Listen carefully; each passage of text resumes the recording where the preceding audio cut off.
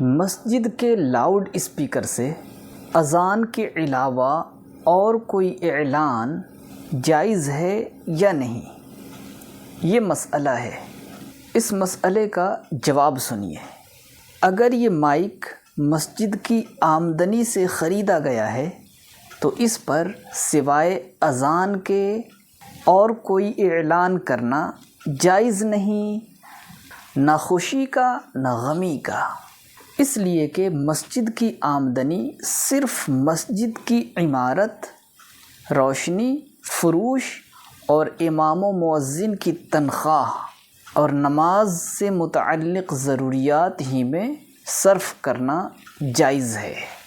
اذان نماز کے متعلقات میں سے ہے، اس لیے اذان کہنا جائز ہے۔